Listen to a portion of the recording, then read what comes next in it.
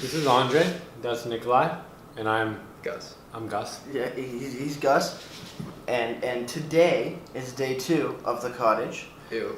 And we have another big fat growler for you. So let's get into it.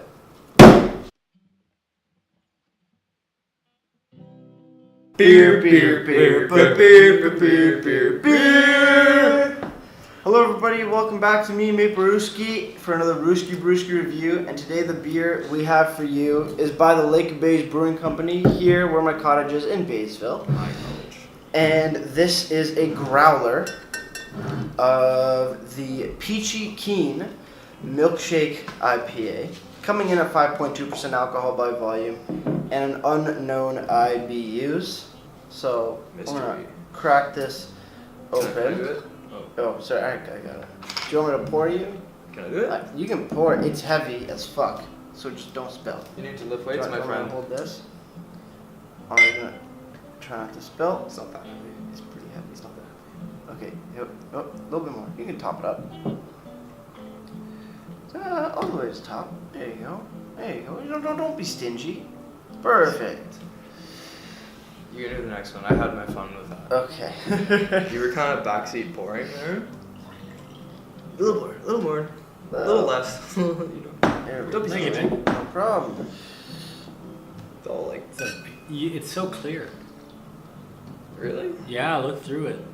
Yeah. It's like looking through amber glass. Yeah, it's amber, but it's not as clear as your typical American beer. Now you want water? There's a slight haze I want to see. But yeah, it's pretty ambery. Purple haze in there. I don't see no purple. Amber haze. Yeah, I it's think not even too slipping bad. into the tequila. Yeah. What's it smell like? Ooh, that's nice. You get some nice peach notes out of it. Oh, you definitely smell peach. Yeah. Smells it, yeah. Pretty peachy, pretty crisp. Definitely, that's sort of what I really get out of it. I don't really get many like hops or anything. Oh, very bitter. Yeah. Yeah, it's pretty bitter. It's quite it's bitter. Yeah, it's got a lingering sort of bitterness to it. It's quite heavy. But nice peachy. Yeah, it definitely has like a touch of a mouthfeel Yeah. going down. Yeah, it's nice. Cheers. I'm just really drinking. Cheers. Yay! Cottage day 2. College day 2. Well, full day 1. Yeah. Yesterday was kind of like 0. Yeah. But it went on until, technically we started this morning. We really did. Yeah. We started around like 1. Yeah. Now here we are. It's been a long day. That's been a really long day. We did a shit ton of stuff. We were out on the water. We were in town grabbing this beer. Hey Nick, can you give me a description of the place where you got this beer? Oh yeah. So we went down to the Lake of Bays, brewery, because we're in Baysville. Excuse me, and nice little brewery. Very nice people too. Yeah. Really good staff there. Yeah, so they had pretty much all their beers on tap. Yeah. Which is nice, and then they had their whole their whole beer fridge full of fresh brews. This one, the Peachy Keen, you can only get in growlers at the brewery, so it's not going to be released to your LCBOs, to your beer stores. Maybe I think some bars may have it on tap, but for which ones, I don't know. There could be a list on their website, which is lakeofbaysbrewing.ca. If anybody doesn't know, it'll be linked in the description down below.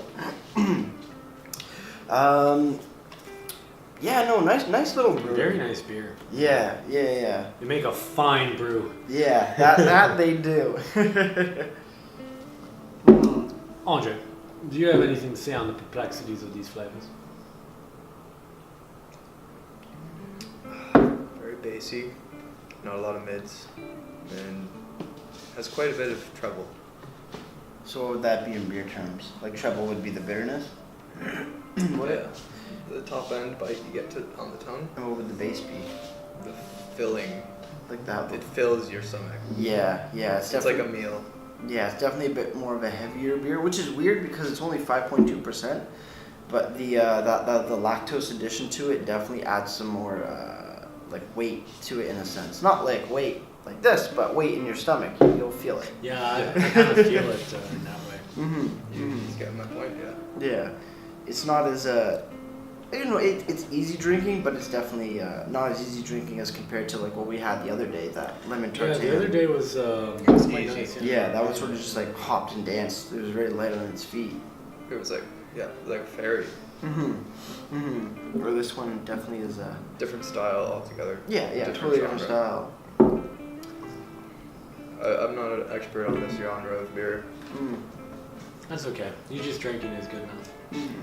But I like the use of peaches. It's sort of more like a candied peach Yeah. rather yeah. than like a fresh peach almost. Like that's the flavor at least. Well, yeah, I think if it tastes too much like a French peach or a fresh peach, it would taste like a cooler. Yeah. You know, because it's naturally sweeter. This it Yeah, has yeah. like the aroma almost of the peach. Yeah. But the underbelly is a nice beer. But I don't taste the peach when you drink it. You can smell the peach. You don't get the peach? There's no aftertaste of peach. I just taste the aftertaste is just bitter. True. Yeah, I know. They said it has a lingering bitterness. As far as like IBUs go, like the bitterness scale, I want to say. Who actually likes bitter stuff though? Like, I do. It's definitely an acquired taste. 'Cause It is an acquired taste. I don't like see coffee. the point of drinking bitter. I don't. Yeah. It's just painful. I want to say it's anywhere between. This is painful. I don't like bitter. It just hurts. True. Just Like an hard uncomfortable feeling. Breaking up is hard to do. It is bitter. That's why it's like there's a word for it. Yeah. Jeez. Bitter breakup. The bitter Makes sense. breakup. Yeah. I don't know. But then again, like I don't know what that noise is. I think it's just people moving chairs. I guess it's doing its job as a beer for being bitter. It's, Yeah, no, it's pretty good. I want to say You want a bitterness bitter is brew. about 40, 45 IBUs, I want to say. But it's like somewhere a around there. quality bitter. It's not just like even if it's not like super bitter, it's very bitter. Wait, what? Is it a quality bitter? I don't know. What do you mean? Is it good bitter? Yeah, no, it's good. It works. It works with the beer. Because it is essentially, I think I'm pretty sure it's still essentially like an IPA, right? So it has sort of that bitterness going in. Yeah. But yeah, no, it's quite enjoyable. But yeah, it definitely is heavier. So once you get used to the bitter, there is some more like stuff going on in the midsection. What do you get? Tastes woody. No. Very much woody. You hear that? You see that? Just taste the wood. Like a little bit of woodsy right before the finish, like right at the end of it. Yeah. Yeah, definitely. I get what you mean. Yeah. It's quite carbonated. Yeah, good carbonation. You can see all the bubbles rising up. I guess yours might be a bit more harder to see with all the designs in the glass, but you can see it on mine, going straight up. That's good. Airs it out. Yeah, and it was a fresh keg too. Yeah. Semi-fresh. Yeah. Should have filled it on your tap. Pardon? Yeah. She popped in a fresh keg while pouring this. Yeah, so no, it's fresh beer. With growlers, this one says keep in the fridge for 7 days. Drink up once opened. Consume over 24 hours. So, if you get a growler and you open it, you gotta drink it. Because if you don't, the beer goes flat. Because that's what happens with carbonation. Like any other pop or any carbonated drink, it goes flat. And you don't want flat beer unless it's a nitro stout or a nitro beer, which is totally different. But yeah, drink fresh every day. Yeah. I'm never really a fan of overly carbonated beers. This is very carbonated. Is it too carbonated? I don't know, maybe because it's just fresh. I don't know. No. Yeah, no, it definitely has like the max max I guess carbonation for this particular brew. Yeah. That's very good beer.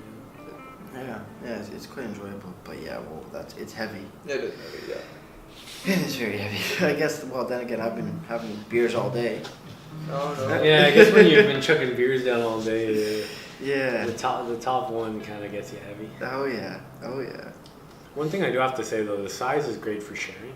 I mean, if you just go into a nice family reunion and you want something to share with the brothers and the father, these are great gifts just to bring to the table. Oh yeah. Yeah. Even before a meal, just spreading the beer around. I think as far as Lake of Basil, I think this is one of the more fruitier, sweeter beers that I've come across that I can really think of. No, this is a very nice beer. And I'm kind of excited because I've never had a milkshake IPA from them. And like milkshake IPAs is just they add like powdered lactose, and that gives it that like milkshake. Oh, is that what they did? Eh? Oh wow. It's a nice little texture mixed in. So what if you're lactose intolerant? Well, then you can't drink this beer. Then you're gonna drop dead on the floor and you're gonna start twitching. We're just gonna be shitting all day. Yeah. Or whatever happens to people with. Never mind verbal diarrhea. You're gonna have actual diarrhea. Yeah. So, in all you lactose intolerants, beware of the growler. Yeah. Sorry, this beer is not for you. Yeah, I mean, it could be. It's just a painful kind of. Is that a risk you want to take? Yeah. Well, you just know the consequences. Yeah. Know your limits. Stay within it. Exactly. Brought to you by the government of Ontario. Not Kathleen Wynne. She's out. She gone. She gone. Now we got Doug. Good little Dougie. When are those dollar beers coming in with Doug? I don't know. That'd be pretty good to see. I haven't done too much research on that though. You know, my experience with cheap alcohol is the quality really does drop. Yeah. So dollar beers, you know what? It's like water. Well, you know what? It's definitely not like this. Like, you know what? If they did it sort of like, because I know beer prices right now are pretty expensive for like a can of. Well, you get a can of like Canadian or something, like a tall boy. It's like $2 something. I think the trick, right, for the government, if they want to make it feasible, you have to make contracts with whoever is producing the raw materials. Then what you got to do is create an internship program. So the last year of every brewery school, they have to go and work for, 6-7 months for the government at their brewery. And that way they get cheap labor, internship labor, and they get very cheap, and that combination mass produced will allow them to produce that kind of beer at such a low price. But it's not sustainable. Like, I think dollar beers is, like, even though it sounds really good for the consumer, it's not feasible for the brewers. And you'd kill all the other brewers out of business. Yeah, like if you're talking probably like AB and Bev, Molson Coors, Labatt's, they could do it no problem because they have the market. They can't do it forever. They can't do it forever, but they can definitely. Well, they could probably do it quite a bit though because that's 'cause they got people money. buy their beers all the time. You know, they're the biggest names. I guess you put one that's really cheap and then a few higher end ones, and the higher end ones kind of. Yeah, but like stuff like that. Like I said, like the Bats, AB and Bev, and Molson Coors, they could do dollar beers, no problem, because they sell a ton of fucking beer. You know what would be interesting to see? They make a dope beer. Cannabis beer? I'm pretty sure there's something in the works with that. I don't know if it's here or where. I don't know how you would. I guess you make like seeds. You take the seeds of the cannabis and you break them like you would the starch and the fiber. Yeah, I want to say something like that, and then some way to release the THC portion of it, right? Because they have hemp beer. There is hemp beer out there, but that obviously has no psychoactive properties, right? I feel like that's a little gimmicky. Like, might as well just have a normal beer in a normal joint. Yeah, no, I know, but it is still like they're using hemp, which you can, like, it's perfectly fine. Is that even possible? Just add THC powder in your finished beer? Maybe more of a capsule.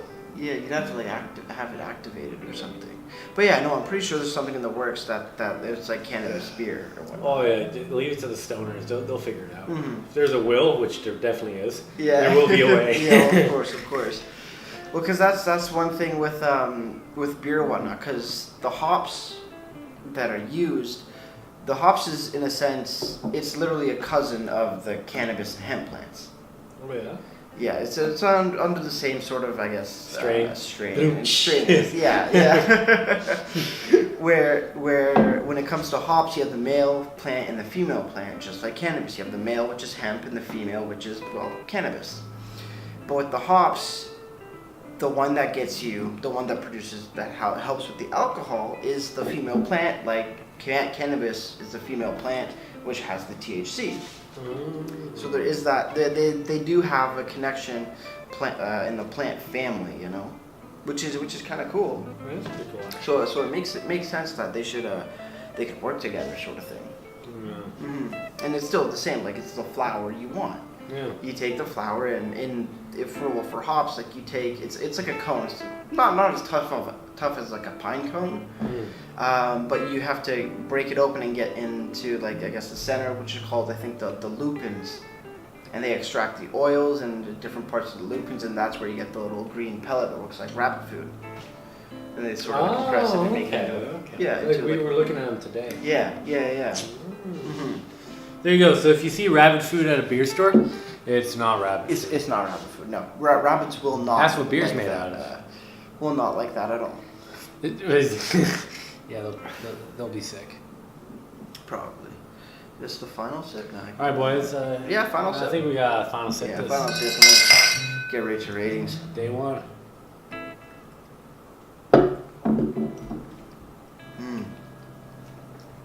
Tasty. Very tasty. I like it. I do like it a lot. It has great peachy flavor and a nice like piney hoppiness to it. My one gripe is that it's heavy. Yeah. It's really heavy. I feel it on my gut. Mm-hmm. Like I don't think I could have another. Yeah. Like it's that's the thing with me. It's just like it's the drinkability of it is there, but you can only have like one, maybe two. You feel bloated. Yeah, it definitely sits pretty there in your stomach. It's kind of the negative because you can't get drunk off one beer. Yes, you can. Depending how boozy What are you, that a beer fucking is. 6-year-old? Getting water full? No, what if the beer's like 12%? Poor child. What percent is this? Like 4? This is 5.2. Ooh, we'll be feeling it tomorrow, boys. Yeah. But in terms of rating, Nick, what would you give it? I give it a solid 8.5 out of 10. Pretty nice. I like the peach flavor. It's definitely more of a candied peach flavor with a fresh peach aroma, which they've hit really nicely on. But like I said again, it's heavy. It doesn't sit as nicely as I would want it to. And I get that. It's there's that lactose, which obviously makes it more heavier. But I've had other milkshake IPAs, same style, where they're a bit more boozy. They're a bit stronger. Like but that they one don't sit as yesterday heavy. was delicious. Yeah, that wheat ale was And that was beautiful. worth a 9.8 on Andre's book. Yeah. 9.85. Yeah, that's it. Yeah, 9.95. Definitely a solid 8.5 for this particular brew. How about yourself? You know, I'm comparing it from beers I've had in the past, and you know, I think in terms of taste, it was okay. The aftertaste didn't sit well with me. I'd have to give it a 7.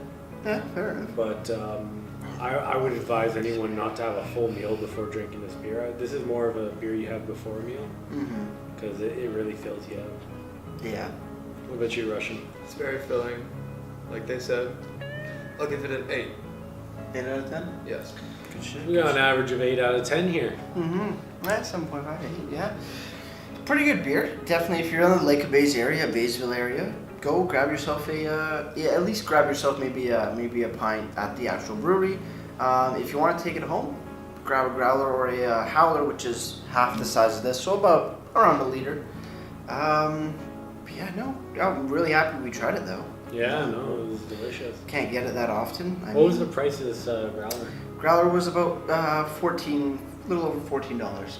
Yeah, so that's an affordable beer to share around. Yeah. You know, and definitely sharing material. Oh yeah, because we got 3 full glasses. You could probably get another at least 2.5 glasses out of that. That's much better than you get at the beer. Yeah.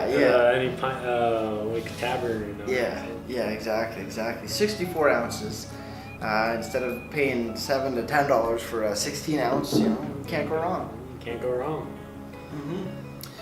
But before we leave you guys, if you have any comments, questions, or beers you want to review in the future, you can leave all that information down in the comment box below. If you want to go ahead and like this video or subscribe to Being Made Brewski, that'd be greatly appreciated as well. Again, I want to thank you, Andrew, for joining me. Oh, thanks for having me, Nick. And Andre. Thanks for having me. No problem, not a problem at all. And that's going to do it for me, Made Brewski. And like we always say, crack a beer and enjoy. Cheers.